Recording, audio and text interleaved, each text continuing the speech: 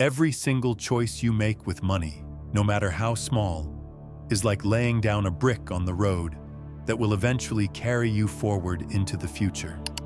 Imagine the path of your financial life as a long street that stretches beyond the horizon.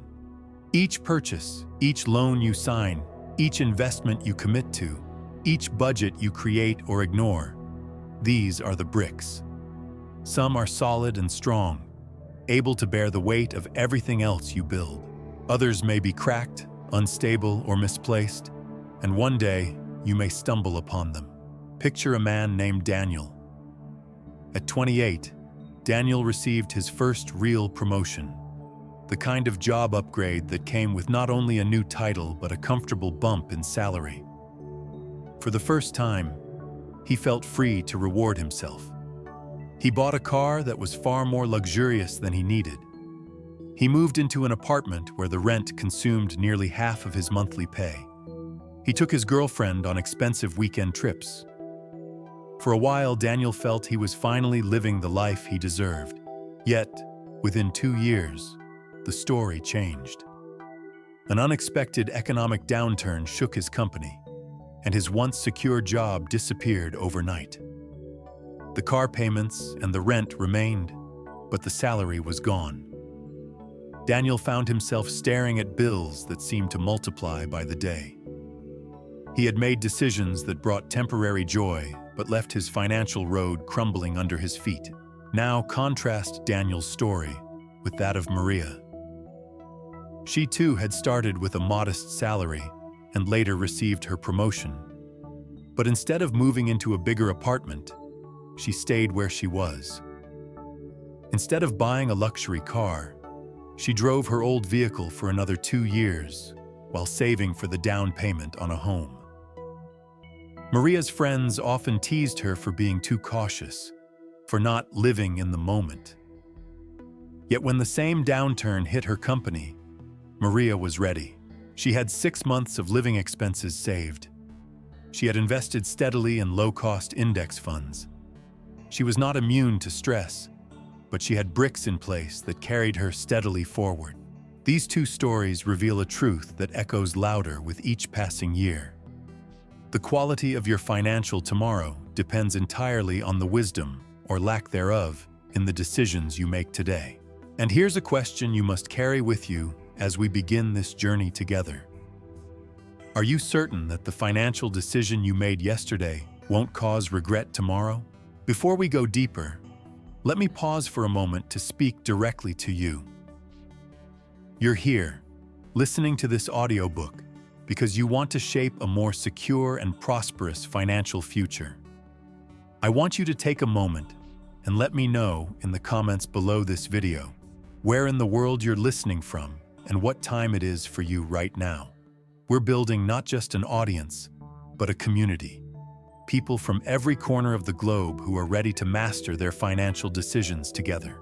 And if you haven't yet, subscribe to Audiobook Sanctuary and turn on notifications so you never miss the wisdom we share here. Now let's continue our path.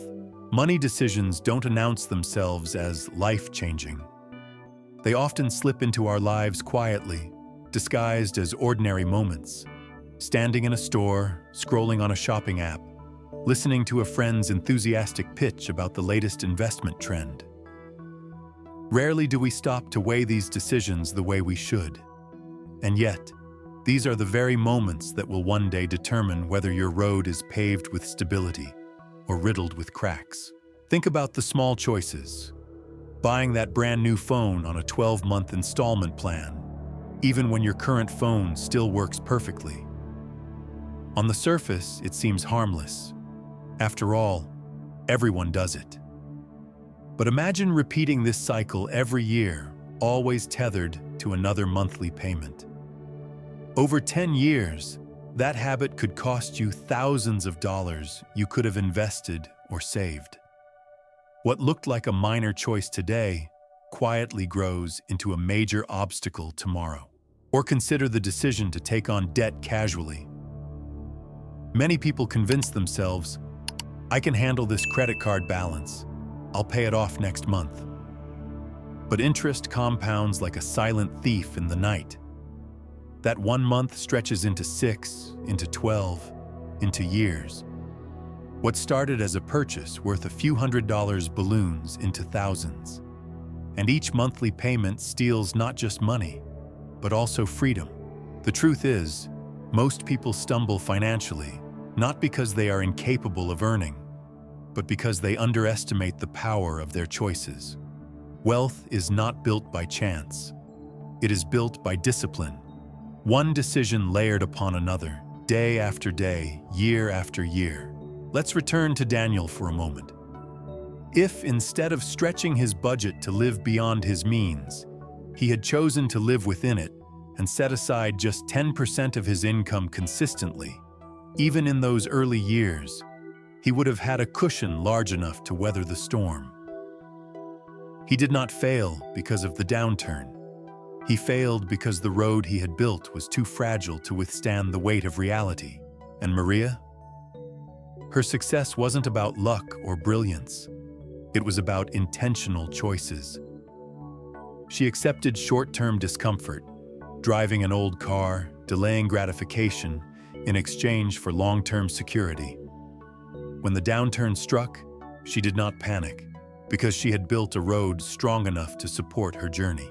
You see, your financial life isn't decided in the headlines of big events. It's decided in the whispers of daily choices. Every cup of coffee bought without thought, every dollar saved or invested, every credit card swipe, every decision to plan or to ignore planning, they all add up. They are the quiet architects of your financial fate. And if this seems daunting, take comfort in this. No one is born knowing how to make perfect financial choices. Every skilled investor, every financially secure family, every person who has achieved stability, learned through trial, reflection, and adjustment. The key is not perfection, it's awareness. It's the willingness to pause before acting, to consider not just today's satisfaction, but tomorrow's consequence. As we walk this journey together, remember this guiding truth. Financial decisions are not just about money. They are about your freedom, your peace of mind, your ability to care for your loved ones, and your power to live life on your own terms. In this first section, I want you to carry the image of the road with you. Each brick you lay is a choice. Ask yourself, is this brick strong enough to carry me forward, or will it become the crack I trip over later? We've opened with the reality that decisions shape destiny. But before we can learn how to make wise financial decisions, we must first recognize why so many people fail. In the next section, we will step into the shadows of common money traps, those everyday mistakes that seem harmless, but can slowly unravel a person's financial stability. By seeing these traps clearly, you will learn not only how to avoid them, but also how to reverse them if you've already stepped inside. It often begins innocently enough. You're tired after a long week. You see a sale banner flashing across your favorite online store, and you click Buy Now. Or a friend whispers about the can't-miss stock that's skyrocketing, and you rush to put your savings into it without research. In those moments, you don't feel like you're making a serious financial decision. You feel like you're just living, treating yourself, or seizing an opportunity. Yet these small choices can be the very traps that hold you captive for years. Let's call them what they are: money traps. And most people fall into them not because they lack intelligence, but because they underestimate the subtle power of their emotions, their impulses, and the voices around them. Take emotional spending, for example. There's a story of a woman named Claire who worked tirelessly in a high-pressure corporate job. Shopping became her form of therapy. Each time she felt stressed, she rewarded herself with something new: shoes, handbags, the latest gadgets. On the surface, it seemed like harmless self-care. After all, Claire was earning well. But the hidden truth was this: her closet was full, her bank account was thin, and her debts were mounting. What began as a way to cope with stress turned into a cycle of financial self-sabotage. Why is emotional spending so dangerous? Because it disguises itself as comfort. It tells you, you deserve this. And while there is nothing wrong with enjoying the fruits of your labor, when spending becomes the answer to every emotional dip, you are trading long-term stability for short-term relief. It is like patching a leaking roof with paper towels. They may absorb the water for a moment, but the storm is still coming. Another common trap is debt, particularly the kind we call bad debt. Not all debt is inherently evil. A reasonable mortgage, a well-structured business loan, or even student debt can be leveraged wisely if managed carefully. But bad debt, the kind built on high-interest credit cards, payday loans, or unnecessary financing, acts like a heavy anchor tied to your feet. The deeper you sink, the harder it becomes to climb back. Consider this. The average credit card interest rate in the United States hovers around 20%. That means if you carry a balance of $5,000 and pay only the minimum, you could end up paying back not just the original debt, but thousands more in interest. It's as if you bought one item and agreed to buy it 3 times over again, simply because you didn't stop to ask yourself whether it was worth it. Then, there is the lure of following the crowd, herd investing. Perhaps you remember the dot-com bubble of the late 1990s, when companies with little more than a website were valued at billions.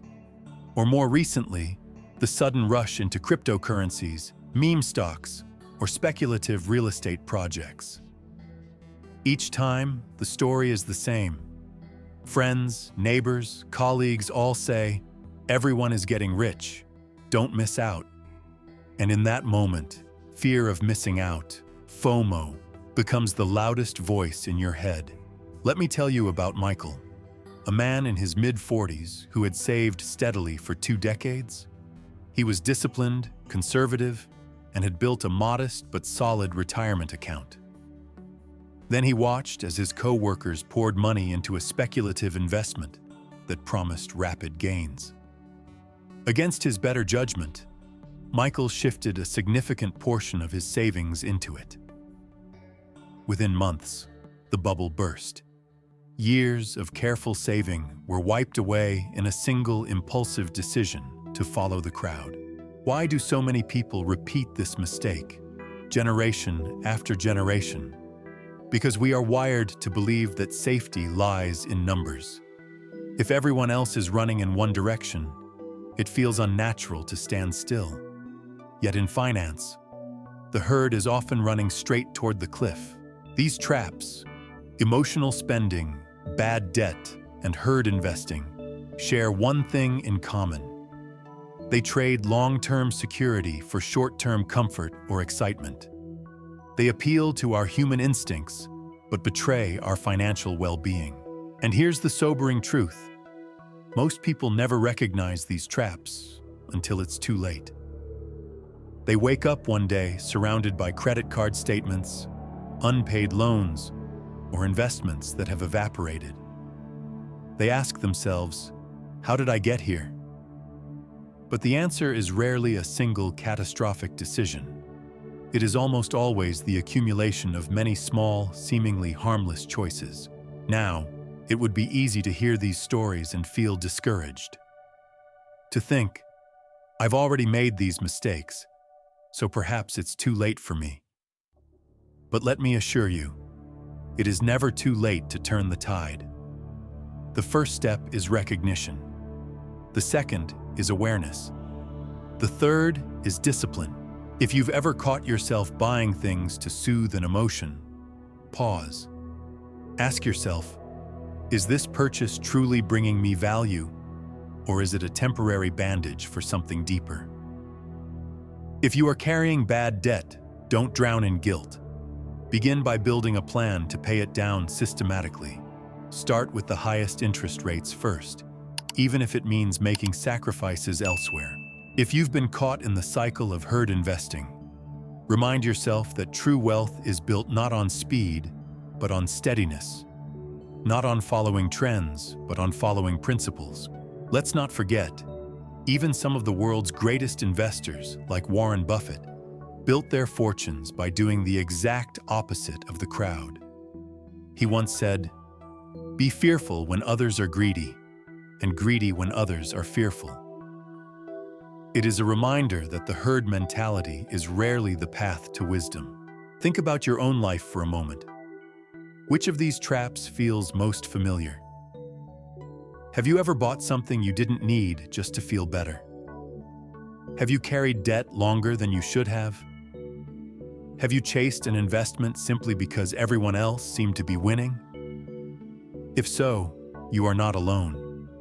These are universal mistakes made by millions across the world. The difference lies in what you do once you recognize them, and that is where we are headed next. Once you see the traps clearly, you need rules, anchors that hold you steady when emotions, impulses, and voices of the crowd try to pull you off course. These rules are simple, but they are powerful. They serve as the compass for every financial decision you make, from the smallest purchase to the largest investment. In the following section, we will step into these guiding principles. We will learn how to evaluate risk before reward, why it matters to weigh long-term value against short-term gain, and how a simple question, "If I'm wrong, what do I lose? If I'm right, what do I gain?" can protect you from disaster. So let the image be clear. You now see the traps on the road. In Section 3, I will hand you the map, the rules that guide you safely past them, toward a stronger and more secure financial future. When storms sweep across the financial landscape, people often cling to what is familiar. Habits, impulses, even the comfort of crowd approval. Yet the truth is this: the only way to withstand those storms is to anchor yourself in principles that do not shift with the weather. Principles are the compass of wise financial decision-making. They don't guarantee you will always be right, but they ensure that you are always grounded in logic rather than swayed by emotion. The first and most essential principle is this: always analyze risk before analyzing reward. It sounds obvious, but in practice, most people do the exact opposite. They are seduced by the potential upside, dreams of quick profit, visions of status, or promises of security, long before they consider what might go wrong. This is why casinos thrive, why lotteries are sold in every corner store, and why speculative markets explode and collapse like fireworks. Let me share a story from history. In the early 1700s, Europe was gripped by the South Sea bubble. Investors, lured by promises of unimaginable riches from trade with the Americas, poured their savings into shares of the South Sea Company. For a brief moment, it seemed as though fortunes were being minted overnight. Even Isaac Newton, one of the greatest minds in history, invested heavily.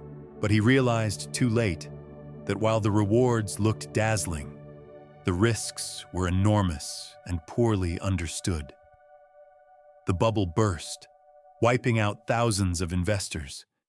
Newton himself lost a fortune and famously remarked, "I can calculate the motions of the heavenly bodies, but not the madness of men." His mistake was not intelligence. It was ignoring the weight of risk in favor of the glitter of reward. Now, bring this into your daily life. Before you decide to buy a house, take a loan, or invest in a business, ask yourself, what could go wrong? What will I lose if this decision fails? It is not pessimism, it is preparation. Only after you fully understand the downside should you even begin to consider the upside. This shift in thinking alone can save you from catastrophic missteps. The second principle: compare long-term value with short-term gain. This one often tests our patience. We live in a world that glorifies speed, instant results, instant purchases, instant success. But finance rewards those who can delay gratification in favor of future security. Let's take an example that nearly everyone can relate to: cars. Imagine you are choosing between buying a brand new luxury car or a modest used one. The luxury car offers short-term gain, the thrill of newness, the pride of status, the admiration of friends. But what about the long term? That car will depreciate the moment you drive it off the lot, losing thousands of dollars in value in the first year alone. The modest used car, while less glamorous, allows you to save more money for investments that actually grow: stocks, bonds, real estate, or even your own business. 10 years later, the person who chose long-term value will have built wealth, while the one who chased short-term gain may still be making payments on something that no longer shines. This principle applies everywhere: housing, education, lifestyle, even relationships with money. The wise always pause to ask, is this decision building value that lasts, or am I chasing a thrill that fades? The third principle: always ask the question, if I'm wrong, what do I lose? If I'm right, what do I gain? This simple yet profound framework forces clarity. It strips away the fog of emotion and forces you to face reality. Imagine a friend invites you to invest in his new restaurant. He promises that business will be booming, that your money will double in 2 years. Before you commit, pause. If he's right, yes, you may double your investment. But if he's wrong, you could lose it all. Now compare that to putting the same money into a diversified index fund.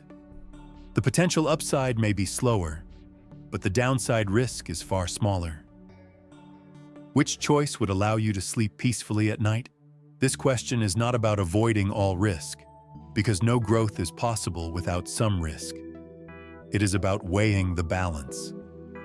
Smart decision-making in finance is not chasing the highest possible gain, but securing the most reasonable gain with the least catastrophic loss. Let's bring these 3 principles together with a modern example. Consider the surge in cryptocurrency that swept the world a few years ago. Many rushed in, hypnotized by stories of overnight millionaires. Few stopped to analyze risk before reward. Few paused to ask whether this was long-term value or short-term gain. Few asked themselves, if I'm wrong, what do I lose? Those who ignored the principles often lost everything when the market collapsed. Those who applied them may have still invested, but with caution, only what they could afford to lose, only with a plan, and often balanced by safer, long-term investments. Principles transform your financial choices from blind leaps into calculated steps. They don't eliminate mistakes, but they ensure mistakes don't destroy you. And remember, wise financial decision-making is not about being brilliant. It is about being disciplined. The average person with modest income who applies these principles consistently will surpass even the wealthiest who ignore them. Think back to the story of Maria from earlier. Her success wasn't glamorous, but it was built on these principles. She measured the risks before celebrating potential gains. She chose long-term value over short-term indulgence. She asked the hard questions about what she could afford to lose. As a result, when storms came, she stood firm.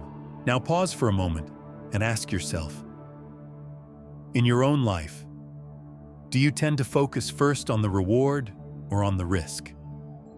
Do you lean toward instant gratification, or can you hold out for long-term value? Do you ask the tough questions before committing, or do you move forward on excitement alone?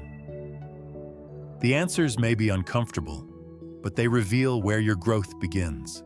These principles are your compass, but even a compass is useless without a map. In the next section, we will explore the practical tools that bring these principles to life. Tools like personal balance sheets, asset allocation, and emergency funds are the structures that transform wisdom into action. They will show you not just what to think, but how to act, giving you the clarity to build financial choices that endure. So far, you have learned to recognize the traps, and now you have the rules to guide you past them. But in Section 4, we step into the practical workshop of financial decision-making, the tools that help you stay grounded when emotions or uncertainty threaten to cloud your judgment. Principles provide direction, but tools provide stability. You may know to analyze risk before reward, or to prefer long-term value over short-term thrills, but unless you have practical instruments to measure, track, and test your choices, good intentions can dissolve under pressure. Tools are the scaffolding that keeps financial wisdom upright when the winds of life blow against it. The first, most fundamental tool is the personal balance sheet. Think of it as your financial mirror. It reflects not what you hope, not what you assume, but what truly exists. A personal balance sheet lists your assets, cash, savings, investments, property, and your liabilities, debts, loans, obligations. The difference between the two is your net worth. For many, creating a personal balance sheet for the first time is like turning on the light in a cluttered room. Suddenly, what was vague becomes visible.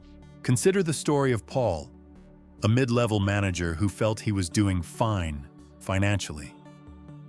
He had a steady income, a nice apartment, and a car he enjoyed. But when he finally created his personal balance sheet, reality shocked him.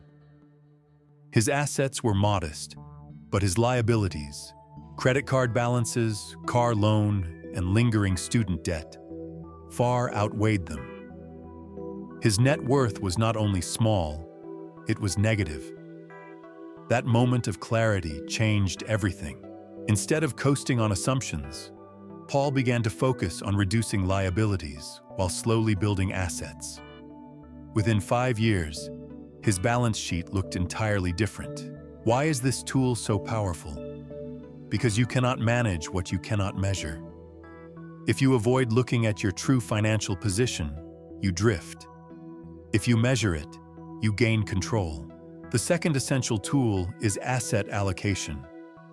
This concept may sound intimidating, but at its heart, it's simple. Never put all your eggs in one basket.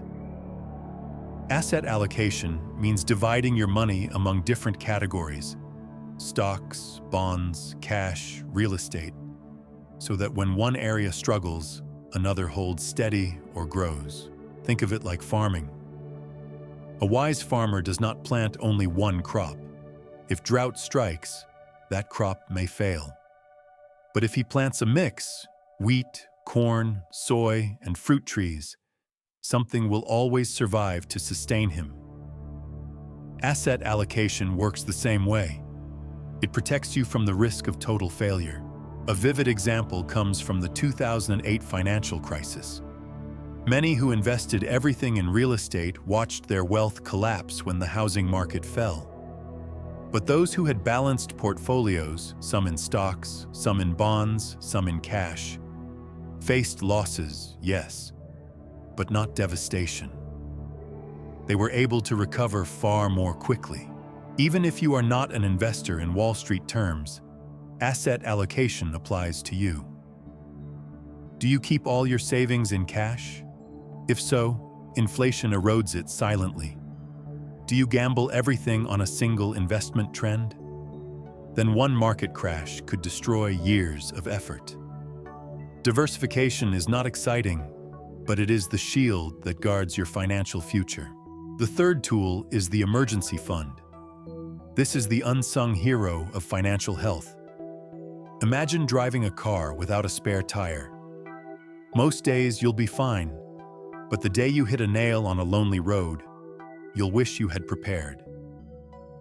An emergency fund is your spare tire for life. It covers unexpected medical bills, sudden job loss, urgent home repairs, or even unforeseen family needs. Experts often recommend 3 to 6 months of living expenses, but more important than the number is the habit of building it. Think of Sarah, a single mother working in retail. She set aside just $50 a month. At first, it felt insignificant, but over time, the fund grew. 2 years later, when her son faced an unexpected hospital visit, she did not need to panic or fall into debt. That modest fund carried her through. An emergency fund gives you something beyond financial relief. It gives you peace of mind. It allows you to face life's storms with confidence, knowing you have a cushion between you and disaster. Let's step back for a moment. Imagine standing at a construction site.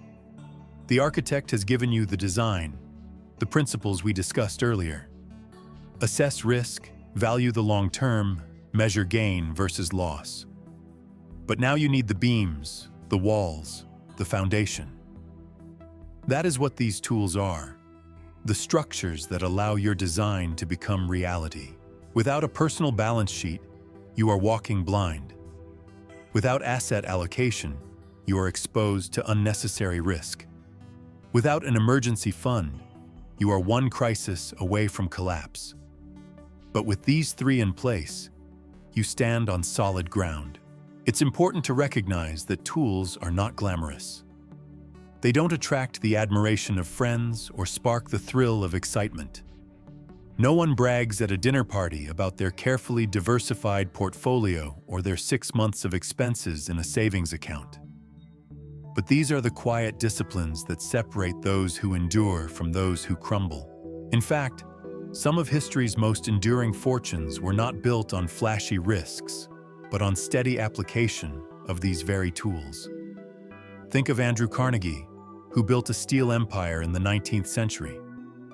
His success wasn't only due to vision, but also his methodical reinvestment of profits, his diversification into railroads and other industries, and his habit of holding reserves for downturns. The details may differ, but the principle remains timeless. Tools sustain what principles guide. Now, let me ask you directly. Do you have a personal balance sheet? Do you know today your net worth? Have you diversified your savings, or are they clustered in one fragile corner? Do you have even a modest emergency fund? If not, your task is clear. Start now. Begin small if you must, but begin. The strongest walls are built one brick at a time. As we continue this journey, remember that principles without tools are like maps without roads. They show the way, but give you no means of travel. Tools without principles are like bricks without design. They pile up but create no lasting structure. Together, they create resilience. In the next section, we will bring everything together. We will step into the everyday world, buying, borrowing, investing, and see how principles and tools work in practice. This is where wisdom stops being abstract and starts guiding the very choices you face each week. Section 5 will show you how to live out financial decision-making, not in theory, but in the practical rhythm of daily life. Wisdom finds its true value not in theory, but in application. You may know the traps, you may understand the principles, and you may even hold the tools in your hands. But unless these are applied to the rhythm of daily life, they remain like books left unopened on a shelf. The test of financial decision-making is not in the pages of a textbook, but in the checkout line, at the loan office, in the quiet moments when you decide what to do with the dollars in your hand. Let's begin with something simple: purchasing everyday items. Imagine you are standing in front of a new television, the latest model glowing under the store lights. It promises sharper images, richer colors, and a sense of luxury. But your current television still works fine. The short-term gain whispers to you, "Upgrade. Reward yourself. You deserve it." This is the very moment when your principles and tools must speak louder. You pause and ask, if I buy this, will it add long-term value to my life? Or is it just a fleeting thrill? If I'm wrong, what do I lose? That question alone might save you hundreds, even thousands, over the course of years. Here's where the personal balance sheet comes alive. If you've built the habit of tracking assets and liabilities, you can look beyond the glow of the store lights and see the reality. Perhaps you still carry debt, or perhaps you have a goal of saving for a home. Suddenly, that television is not just an impulse buy. It is a detour from your long-term road. The principle guides you, the tool confirms it, and the decision becomes clearer. Next, consider borrowing and loans. This is where so many stumble because the numbers look manageable on paper. Take James, who decided to buy a new car. The dealer offered him financing with low monthly payments stretched over 7 years. It seemed affordable. But James failed to ask, what do I lose if I'm wrong? The truth was, he lost flexibility. For 7 years, a large chunk of his monthly income was tied to that car. When his job became unstable 2 years later, the car became a burden, not a joy. Here, the emergency fund becomes vital. If James had set aside even 3 months of expenses, he could have weathered the storm without panic. But because he tied himself to a long-term obligation without a cushion, the loan became a chain. The principle, assessing risk before reward, combined with the tool of the emergency fund, could have prevented the hardship.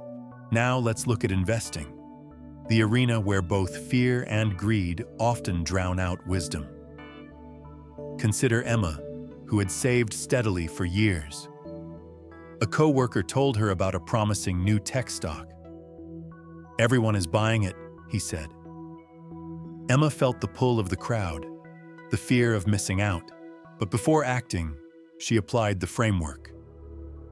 If I'm wrong, what do I lose? If I'm right, what do I gain? She realized that putting all her money into the stock could mean devastating losses, while the gains were uncertain. Instead, she allocated a small percentage of her portfolio to the risk, keeping the majority in diversified investments. When the stock eventually faltered, her loss was minor, and her overall wealth continued to grow. Notice how the tools and principles work hand in hand. Asset allocation prevented catastrophe. Her question about gain versus loss provided clarity. The discipline of long-term thinking guided her to stay steady rather than chase quick wealth. Even seemingly minor financial choices carry weight. Think of buying daily coffee at a cafe. At first glance, it's just $5, but over a year, that habit becomes more than $1,500. If instead, those dollars were invested monthly, compounding quietly over decades, they could grow into tens of thousands. The lesson here is not that you must deny yourself every small joy, but that you must make conscious choices. When you see the true cost of habits, you can align them with your priorities. And what about family decisions? Money is rarely an individual journey. It weaves into the lives of spouses, children, and even parents. Suppose a parent decides to co-sign a loan for their adult child out of love. Without analysis, this can become a financial trap if the child cannot repay. Love must be paired with wisdom. In such moments, asking the tough questions, what happens if they cannot pay? Am I prepared for that? Turns blind generosity into thoughtful support. Financial wisdom, then, is not only about wealth, but about freedom. The freedom to make choices without fear, to weather crises without panic, and to invest in opportunities without gambling your future. It's about being able to provide for your loved ones while also securing your own peace of mind. Think of history's great navigators. They carried maps, compasses, and the courage to set sail. Yet their success depended not only on knowledge, but on how they applied that knowledge at sea. A compass is useless if left in a chest. A map is powerless if never read. The seas of finance are no different. Principles are your compass. Tools are your ship. But only application carries you across the waters. Now, let us return to the central truth of this audiobook. A financially wise person is not the one who is always right, but the one who makes calculated decisions. Perfection is not required. Reflection, discipline, and courage are. Each decision, large or small, is a chance to write tomorrow's story. So as you face your next purchase, your next loan, or your next investment, remember to pause. Ask the questions. Check your tools. Measure against your principles. This is how financial wisdom is lived, not in grand declarations, but in quiet, steady choices repeated faithfully. And with that, let's bring our journey to its close. We have walked together through the path of financial decision-making, beginning with the truth that every choice today shapes your destiny tomorrow. We explored the common traps, emotional spending, bad debt, and the lure of the crowd. We learned the guiding principles: measure risk before reward, value the long term over the short term, and always weigh loss against gain. We built the tools: personal balance sheets, asset allocation, and emergency funds. And finally, we brought these lessons into the rhythm of daily life, showing how theory becomes practice. Now it is time to leave you with one enduring truth. The financially wise are not those who never make mistakes, but those who refuse to make uncalculated ones. Each decision carries uncertainty, but the difference lies in preparation, awareness, and discipline. So I ask you, the next time you are about to make a financial choice, whether as small as buying a gadget or as large as taking on a mortgage, pause for just a breath. Ask yourself, if I'm wrong, what do I lose? If I'm right, what do I gain?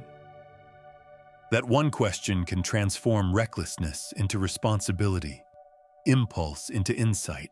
Remember this: money is not just currency, it is time, it is opportunity, it is security, and above all, it is freedom. Each dollar is a seed, and the way you plant it determines the harvest of your future. Will you scatter it thoughtlessly, or will you plant it with intention? The harvest will always reflect the choice. Do not be discouraged by past mistakes. Every person, no matter how wise today, once stumbled. What separates those who succeed is not perfection, but persistence. Begin now, wherever you are. Start by facing your numbers honestly. Build the habit of saving, no matter how small. Strengthen your decisions with principles. Protect them with tools. Live them out daily. As you close this audiobook, carry this final thought. Every decision today is a prophecy for tomorrow. The choices you make now echo across the years ahead, shaping not only your financial future, but the life you will live, the peace you will feel, and the legacy you will leave. And let me leave you with a promise. If you continue to walk this path, principled, prepared, and persistent, you will not only secure financial safety, but also discover a deeper kind of wealth. The confidence that comes from knowing you are living with intention, wisdom, and foresight. So as you step into your next day, remember, the road you walk is built one brick at a time. May your bricks be strong, may your path be steady, and may your future be bright.